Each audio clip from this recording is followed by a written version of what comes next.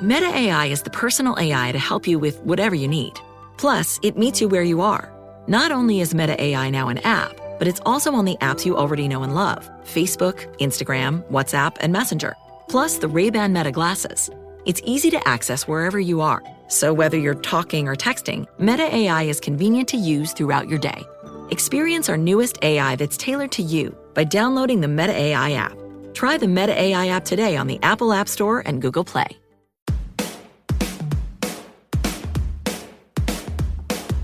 Hello and welcome to The Shift, the podcast that aims to tell the no-holds-barred truth about being a woman post-40. Created and hosted by me, writer and broadcaster Sam Baker. My guest today is the journalist Molly Jong Fast. The author of 4 books, Molly started writing about politics in 2016, and she's now a special correspondent for Vanity Fair, a political analyst for MSNBC News, and host of the Fast Politics podcast. But she's also the daughter of the novelist Erica Jong, who in the 1970s wrote a novel that became synonymous with the sexual revolution, Fear of Flying. Featuring Jong's alter ego, Isadora Wing, sold 20 million copies and coined the phrase, the zipless fuck. It was one of those books that if you snuck to the library, you might have been able to sneak out a copy. Molly was born into a world of fame and celebrity. As she puts it, she grew up with her mother everywhere. On TV, the answer to a question in a game show, in the newspaper, but rarely at home. Now Molly has written How to Lose Your Mother, a daughter's memoir about middle age and losing your mother to dementia when actually you never really had her. It's funny and candid and gossipy, entertaining, a story of love, frustration, and occasionally despair. You know, for me, I felt that I was never a great beauty. So I am enjoying aging because I didn't get a ton from my looks as a young person, and I don't get a ton from my looks now. So it sort of doesn't fucking matter, right? I mean, excuse my French. Molly joined me from New York to talk about how she survived when everyone started dying around her, aging without a guidebook, how algorithms are shaping misogyny, why you can never escape being a nepo baby, being a bad daughter, why it's quite all right to lie to your kids, and only learning that she could be right about things in her 40s.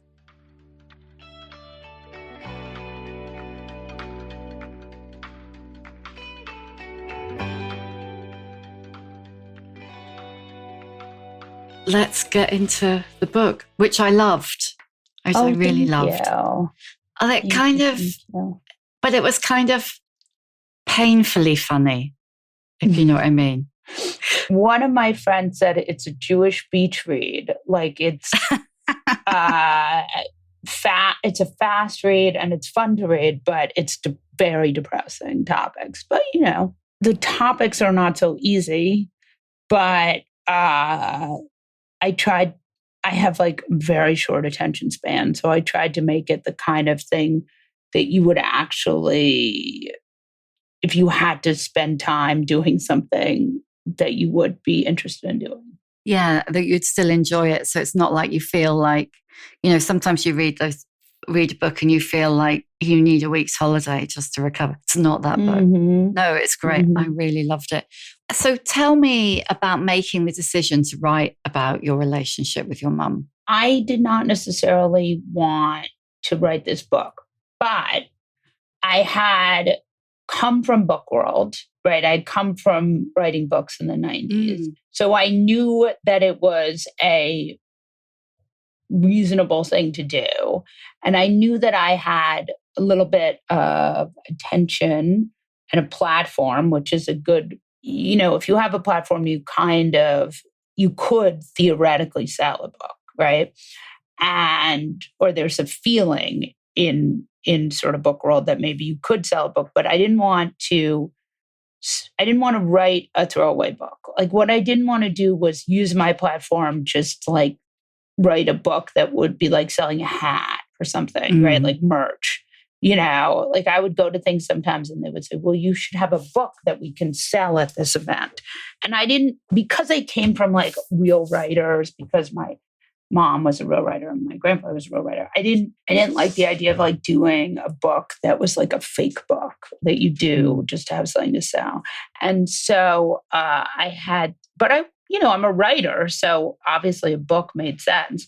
So I was sort of back and forth a lot about it. And then I was going to write this book about the 90s. I sold it. And then I was like, oh, this is so stupid. Who cares? Like, we really need another book about the 90s? Nobody cares. And like the thing about Trumpism and like writing about Trumpism is that you realize Americans have such a short attention span, and they don't really want, you sort of get one shot with all of this. So I decided that I was back and forth. And then my mom started getting dementia, and it was just singularly the most flattening experience of my entire life. And I thought, first of all, I thought, am I going to be able to survive this?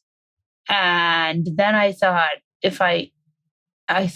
because I've been sober since I was 19, and it's part of AA is this idea that you can like help other people with your experience. I thought, well, this is horrendous, but I'm sure other people have gone through this and are going through this because everybody has parents. And so I thought, I'll just write about it and people will be able to relate to it and it will feel less horrible. And that's what I've done. Like literally that was the thinking, like I can't. And so that's why I don't like the idea that it's writing as therapy. It's sort of, everything is therapy and everything is writing, right? And nothing is therapy. I haven't been in therapy in like 20 years, maybe 10 years, because like I went to somebody for my fear of flying to get through that. But everything else, like it doesn't, this is it, man. Like, we're just, I'm not sure I want to spend another hour talking about myself. I've done it, Yeah, I mean, that was what I thought, because you'd written books that were either based on younger you or memoir. And then you've kind of made a new career, if you like, as a political writer. Yeah. So I thought it was interesting that having, if you like, escaped being Erica Young's daughter. Yeah. Here you are. Do you know what I mean? Yeah. Well, that's the joke. It's like you never escape your nepotism qualifier, right? You just don't. You're never not that person. And in fact, some of what's so horrible about this book, what's good about it and what's bad about it, is that you are ultimately, even if you try to be something else, you are who you are. So that was why but I didn't write it because I wanted, some of it was that I got to a place where I felt like I felt like I was so old that it didn't much matter whose daughter I was. It was more the experience. Like this is not a book. Like, for example, there have been a bunch of books that have come out before this book that were all like these famous men telling their stories about how, their lives. And they're really interesting, but that's not what this book is. This book is not like a famous person talking about their lives. It's a book about what you do when you have aging parents and young children, right? That's what it is. It's like, how do you survive when the bottom goes out? And I think one of the people who was very instrumental in this was Joan Didion, right? Was the Year of Magical Thinking, was this idea that you can write about what happens. I think Didion is much more genteel than I am, and she writes very beautifully, but she comes from a tradition of a kind of world that no longer exists. And I'm not sure that's a bad thing. Yeah, I think the thing I liked most about it, the more prurient stuff about your childhood, of course, I'm human. But the fact that you had that year from hell, there's like no other way of putting it, when everybody effectively starts dying around you. And there are so many people of your age, of my age, in that position. Like you wake up on January the 1st and everything's fine. And by the time you go to bed on December the 31st, everything's different. Yeah. And and that is the thing. It's not meant to be a book about, for example, like there are many, many, many people who have it worse. It's not meant to be that, right? It's not like I had it worse than this could all be a lot worse if I were poor, right? If I had to work, if I had to couldn't go and buy a Starbucks. And I mean, I think that's a real thing that I thought about because, when we write about this administration, talk about people who are so dependent on things like SNAP, which is federal food assistance, or, there's a reason that Americans reelected Trump again. And it was a kind of desperation, a kind of feeling that that the American dream was not working for them and that maybe this guy could make it happen for them.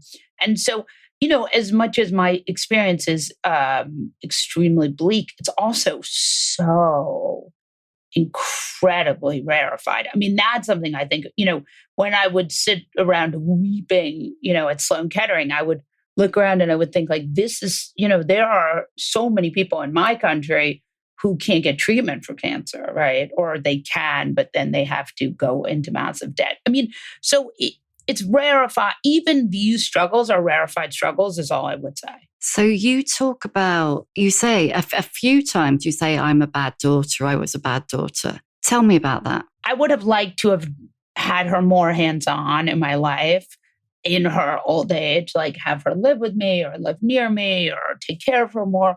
I mean, I see her, but I don't feel like I take care of her because I have this aid for her. I would have taken care of her more had she not been a bad alcoholic and had the alcoholism not been just the fundamental problem that I had to get away from. And that is why I feel like a bad daughter, because I would like to have done more there. But do you, even without the alcoholism, do you have the capacity? Because she's really not well now, is she? Yeah, I mean, I don't know. It doesn't, it's Schrodinger's mother, right? Like it doesn't matter because it's over. But I definitely have felt terrible. And yesterday was Mother's Day here in the States, and not a good feeling to know that I had, I mean, I saw her, but I definitely am racked with guilt. But part of it too is you just can't. So much of the stuff, it's just very hard to get right. Like it's not clear that there's a right way to do any of this. And if your default is feeling terrible about things, then you will in fact feel terrible about things. Yeah. I mean, that's the thing, aside from the fact that nobody tells you how to do this stuff, there's, all the stuff we were talking about, the privilege, money, the capacity to get someone else to help. But even with all that stuff, then there's the kind of the underlying relationship that you have, and that can underwrite or overwrite any of it. Yeah, it's still not a good feeling. I mean, why I wrote this was because, and I think it's interesting because I was reading this piece in The Economist about how our generation, Generation X, is like has the least written about it, believe it or not. That it's just a generation that is like that has really been ignored in a way. And it is the generation now that has the boomer parents and the children and the bad economy. And we're sort of cursed. So the question is sort of like, how do we sort of, live in the world like this? And I just think we didn't get so much attention.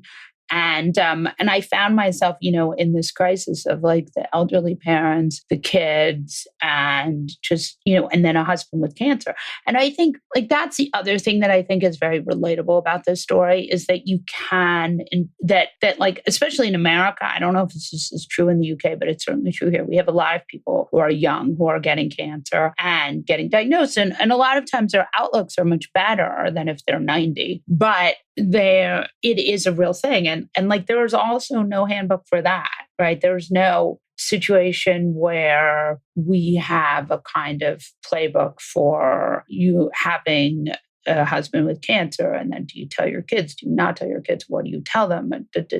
So there's a fair amount of that in there too, which I think is useful. We did lie to them a lot, which I think is, I try not to write about my kids so much. And it's mostly just like innately self-protective of them because of my own experience. But I do think that what I noticed is that there are certainly times with these kids where you can absolutely lie to them and you are well within your rights. And it's actually to their benefit. I mean, that's the like amazing thing about parenting is that there are certainly sometimes when it's okay to lie. There's a point where you say you're talking about moving your stepdad, Ken, and your mum into the nursing home and talking about it being like a reverse of, summer camp. Yeah. And the kind of, suddenly you find that you're lying to your parents in exactly the same way as you lied to your kids. I mean, that's a kind of a weird tipping point, isn't it, in your life? Yeah, absolutely. I was so surprised at the similarities between parenting and daughtering elderly parents. Like there were so many things where I was like, oh, I just did this.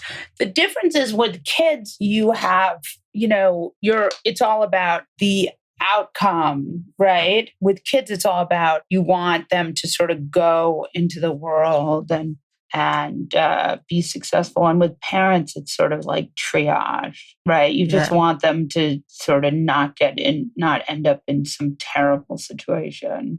And in a way, it's a little easier because by the time you're trying to do that with your parents, things have gone so horribly wrong.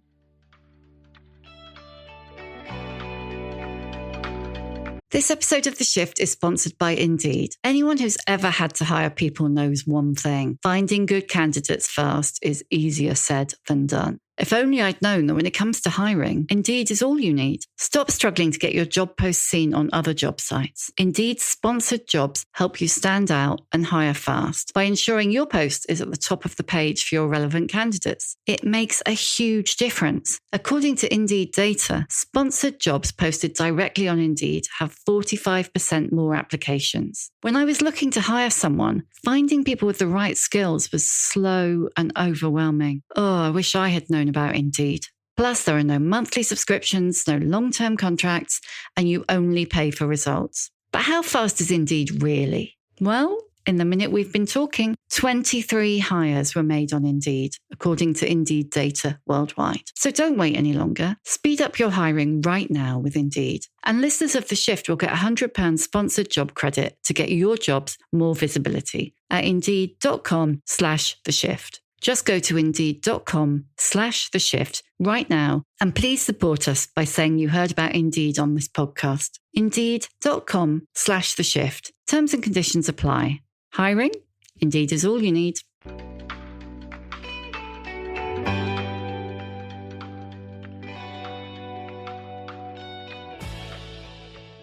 How old were you, do you think, when you first realized that your mum had a certain level of fame?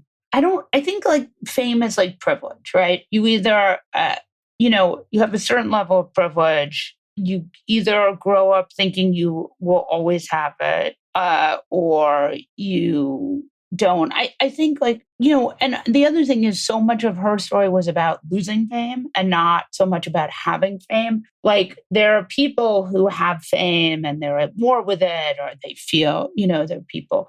But what my mom's story was more about like just trying to get back to it, which is an interesting thing when you think about like alcoholism, which is this idea of like trying to get back to the first drink, the time when it really worked. And that's sort of how I feel about my mom's continual with fame, was that she was always sort of trying to get back to that moment in 1973, right, or 1974, when the book was, there was a moment where she was as famous as she would ever be. And I think that the sort of muscle memory of that moment always haunted her, and she could never get over it. And, that there was a sense in which at every point she was just trying to get back to that moment. It's like you say in the book that if fame is like youth and is fleeting and it deserts you when you least expect it. You don't mention at all how she felt about aging.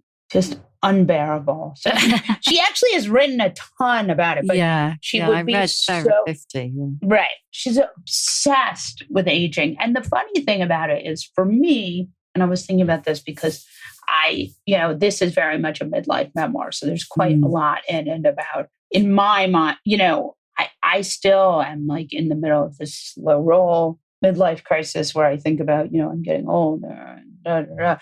And I would say there's something about the way she would talk about it that was, maybe I didn't put it in the book because it was so depressing, because here was this woman who was this accomplished intellectual and, she had such a sort of, I want to say, it was such an unsophisticated take on aging. She just was mad and she just wanted to be, it wasn't like a sort of, for me, I felt that I was never a great beauty. So I am enjoying aging because I don't have, I didn't get a ton from my looks as a young person, and I don't get a ton from my looks now. So it sort of doesn't fucking matter, right? Excuse my French. Like, it just doesn't, there are these women, and I'm friendly with one of them who was a model, this type of woman, but she's was a really famous model. And you could tell just the absolute trauma of being not beautiful the way she was 20 years ago. And I don't have any of that. I absolutely do not care. And, do I want to die? No. I would like to, and do I love the idea of like getting older and feeling less well and less healthy or anything like that? No. But do I think that like my quality of life has gone down because I don't have the same elasticity to my skin? No, I do not care. But and I also, the other thing that's interesting about aging is like, I was being interviewed by someone for the book.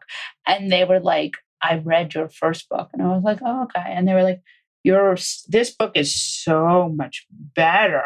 No shit. Right. And I said, well, it's been 20 years. I said, I've gotten much better at writing over 20 fucking years.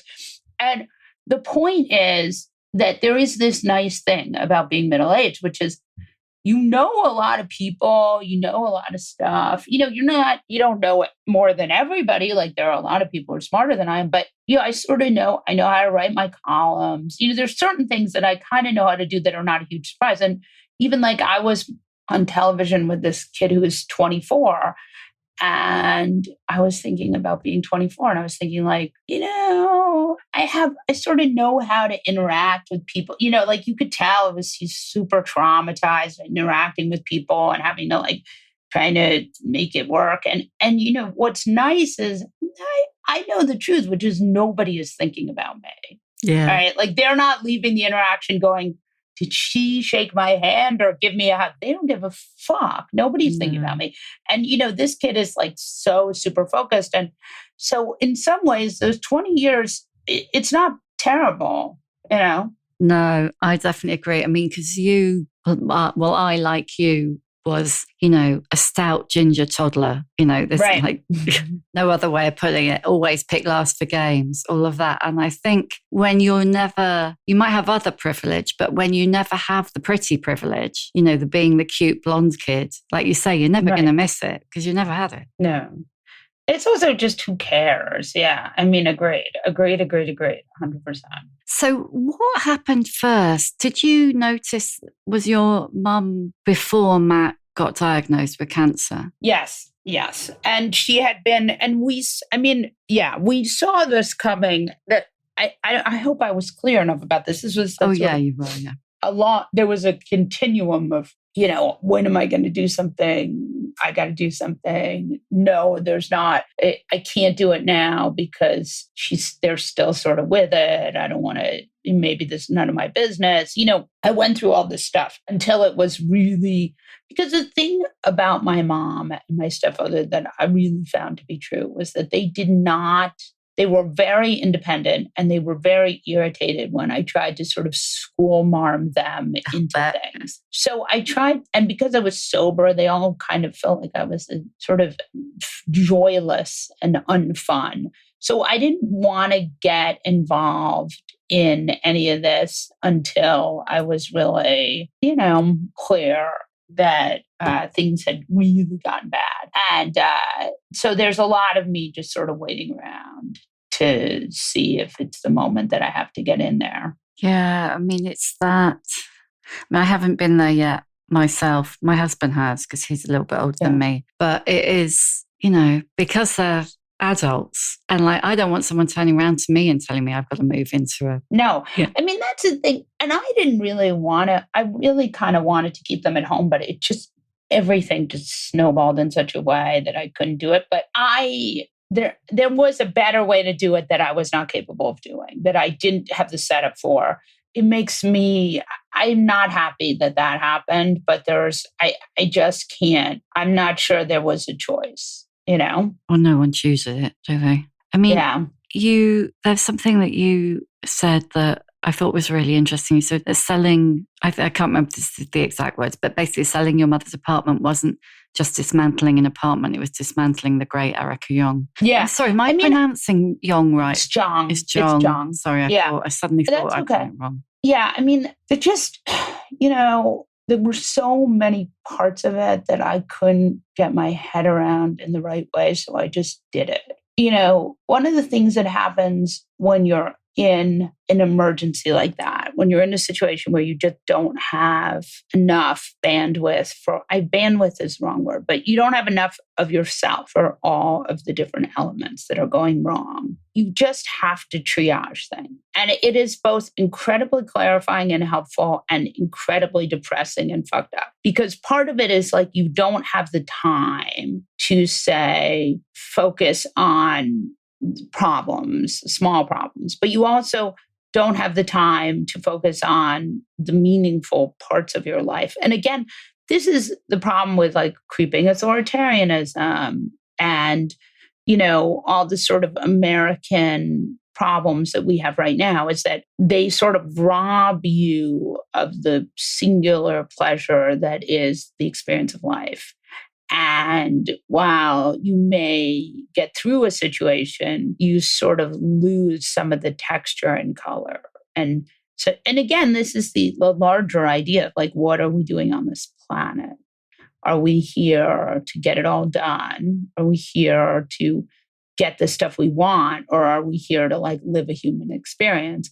And that you really struggle with when you're in a moment like that. Right? Is it like, should we get it done or should we have a human experience? And I think I veered towards getting it done and not having a human experience. And I think that was a loss. But how do you experience the texture of that, despite its unpleasantness, without throwing away the experience? Because, every experience we throw away is something subtracted from our lives. Because the stuff that you went through in that year, and probably since, but specifically that year, like your stepdad dying, your father-in-law dying, your mum's dementia, Matt's cancer, and that's like the tip of the iceberg. Right. Plenty of people would just be like, I don't really want to keep that texture. I just want to go through it. Right. Well, that's the thing. I mean, and look, there's nothing in that book that isn't something that everyone else will experience, right? The middle-aged stuff.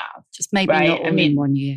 Right. Maybe not in such rapid succession. But the point is just, how do you do it? I don't know that I got the texture of the experience. I think I mostly just got through it. But hindsight now, as I think about it, I wish there were moments that I definitely threw things out that I probably could have kept, that I didn't look through papers that I probably should have. There were moments where I made decisions out of haste that I'm not sure I'm thrilled with. But, this is life, right? I mean, and so much of life is about this tension between regret and acceptance. Now you've got to the point where you're at in your life. Has it changed how you, I was going to say how you feel about your mum, but that's not really the right, I suppose, a kind of a level of acceptance. Yeah. I mean, I think we both did the best we could in very tough situations. So for my mother, she's such a product of where she grew up and the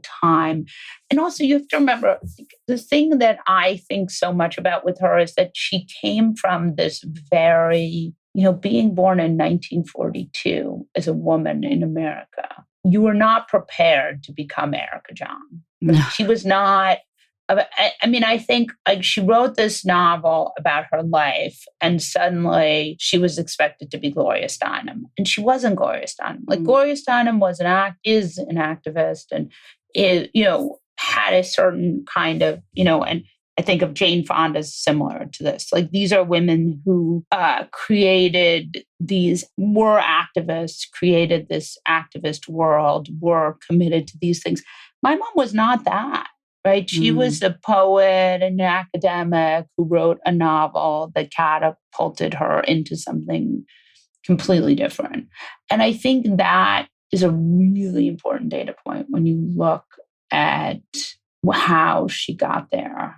Yeah, because I think you make the point about her being, when you're dismantling her stuff, the feminist legend. And this, right. Like you say, not to saying that she wasn't, like how feminist is like that. We don't need to get into that, but that's not something she set out to do, presumably. No. And I also think if you read the Susan Faludi book, Backlash, you really see that the feminism of that time was very much concocted in a lab to sort of scratch a women's magazine itch for a kind of freedom from oppression that was a very narrow vision of oppression, right? That didn't include the Jim Crow South, right? That it was a kind of setup for a privilege, a kind of privilege that I don't even know that we even have anymore in this country, right? Because Americans are so close to the edge here of catastrophe when it comes to our government that I'm not sure we have that kind of privilege anymore. But it was very much a setup of a kind of fake liberation. So not her fault, and and a trap that many of us fell into. Do you feel like you've got to this point in your life, so mid-40s, you can see that more clearly? 100%. I can see it more clearly because I'm older, and so I've seen the arc of life, and I've seen. I also just have seen the compromises that we are asked to make as women and the compromises that we are set up to make. I mean, what's so funny about so much of what this moment is I grew up in a world of advertisers and women's magazines and the sort of the innate misogyny and such things. That ship has sailed, right? Now it's like a weird technological thing that has almost nothing even to do, it's this sort of innate algorithmic misogyny that has nothing to do with advertising. I mean, maybe it has vaguely to do with advertisers, but it mostly has to do with algorithms. And it's just such a different way to look at the world.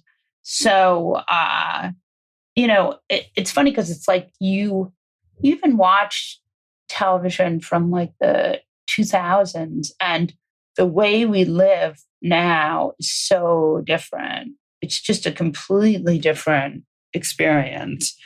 And it's pretty strange, Yeah, I mean, this goes back a bit further, but if you go back to any of the episodes of Sex and the City, for instance, but particularly the early ones, it's a history piece already. Yeah.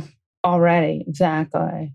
It's very, very strange, and just it's just changed so quickly over the last 15 years, 20 years. It's bizarre.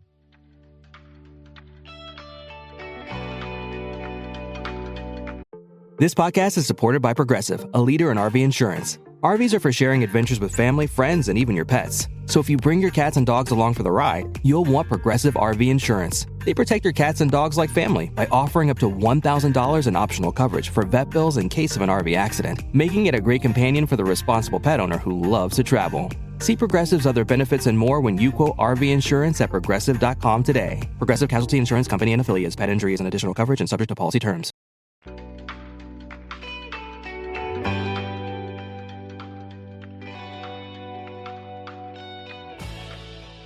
I mean, I know you don't talk about your kids, but in terms of having a teenage daughter, how do you feel about the climate in which she's going through adolescence? Yeah, my kids are not so, and again, I don't know, from what I understand about other kids, they kind of exist in their own, like a lot of the stuff, they don't really do social media. They sort of exist in a different world. I don't know why that is. I don't know if I have been such a bad example that I have made them turn off of it, but they're not they do not, they don't have TikTok. It's just a different mentality. I don't know why. We were not particularly strict parents. We did not tell them that they couldn't do these things, but they sort of chose them. So I don't know that my kids are having an experience that is so similar to the larger problem that that kids in this culture are having with, because my kids, I haven't seen it with them, but I have seen it with other people's kids that they don't have, they're not addicted to technology. Well, or they are, but not in quite the same way that I think is the norm. So I can't speak to that. I mean, that's the thing is, one of the problems with punditry, right, is that you can't,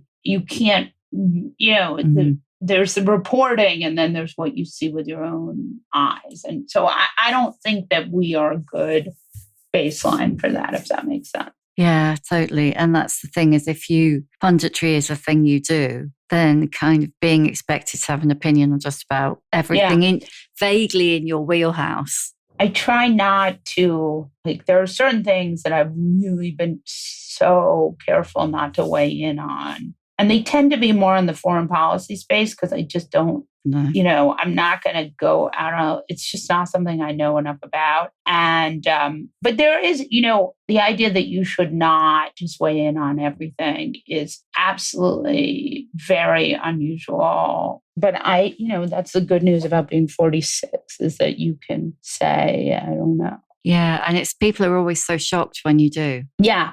I mean, yes. In fact, I had a whole news cycle written about me when I said they had an anchor came to me as this pardon was being announced. And I said I needed to read more. I didn't have a take right away.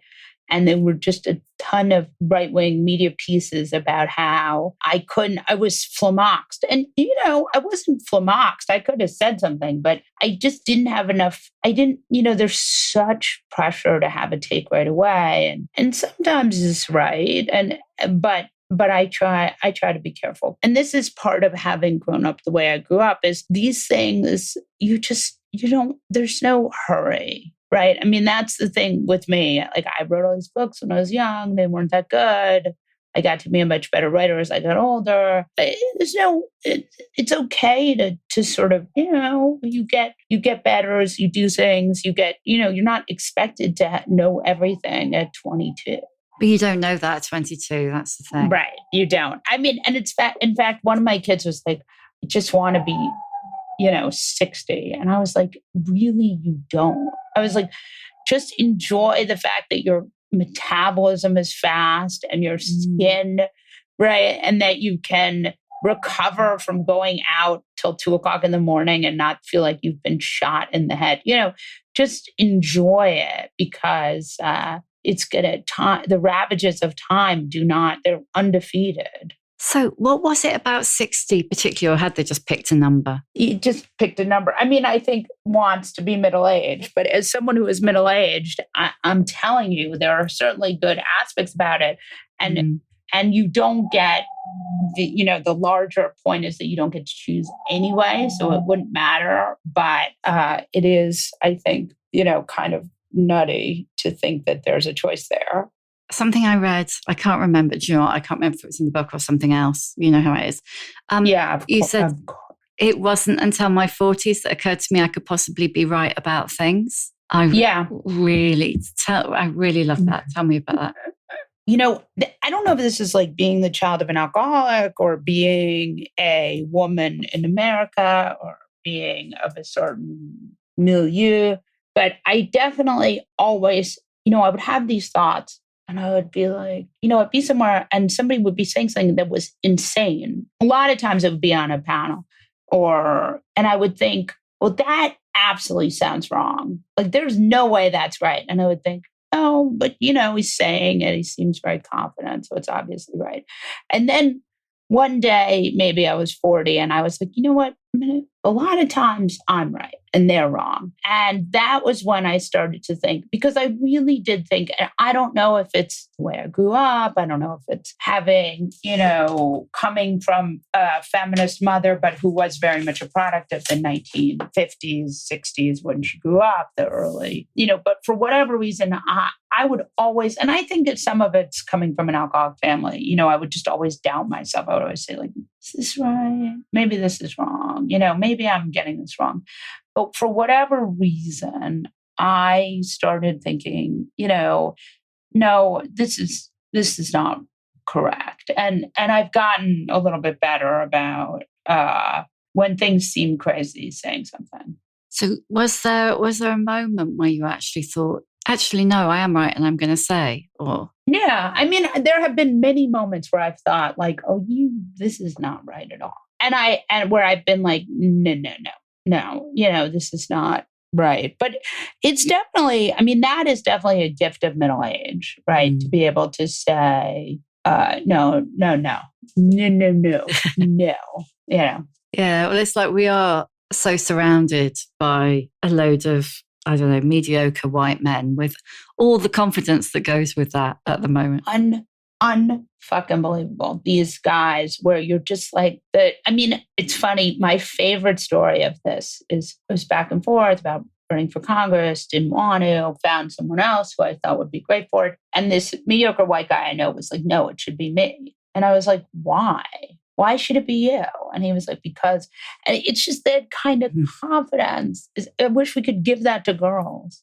Yeah, it's just like, I don't know. And now you've kind of got the extra, as well as just the assumption that you're right. Now there's in the current climate, it's the additional, well, I'm just going to say I'm right regardless. And that's kind of terrifying.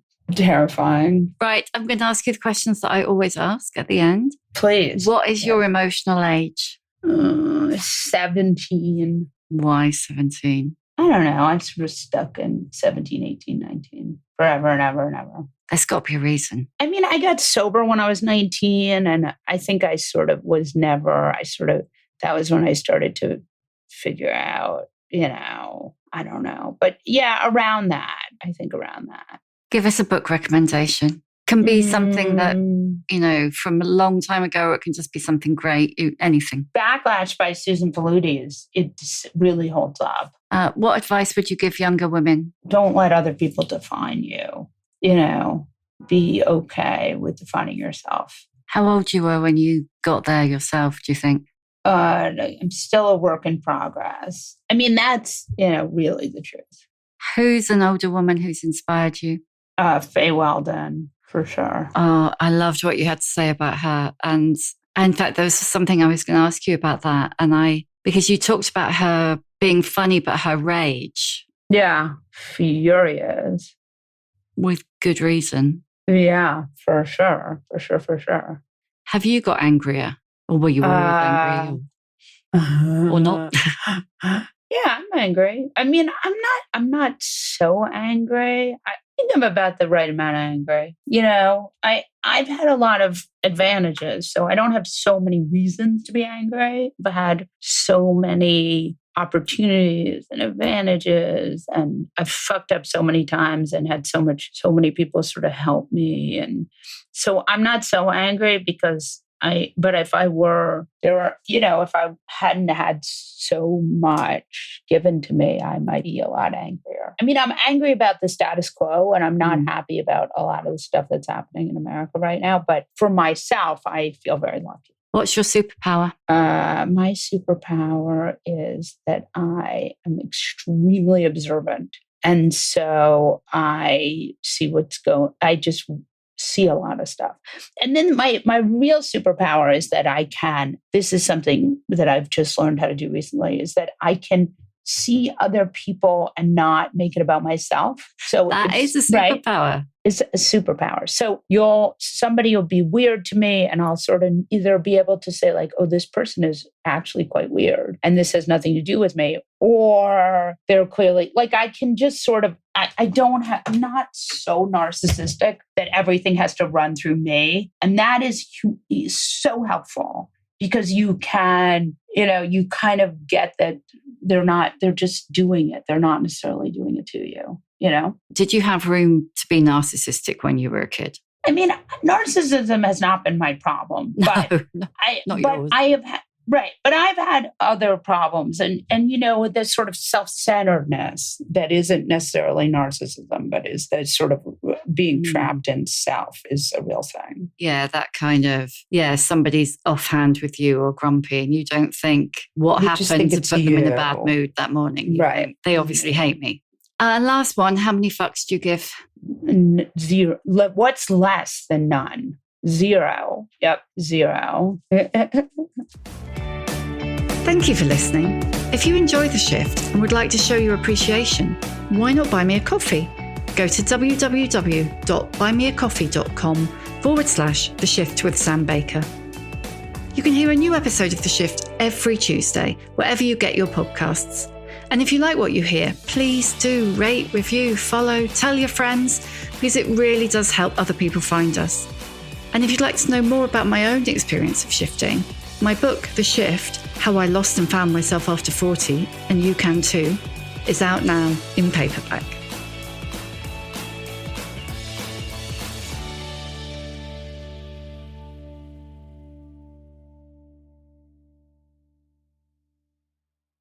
Life throws challenges at all of us, but how do we cope?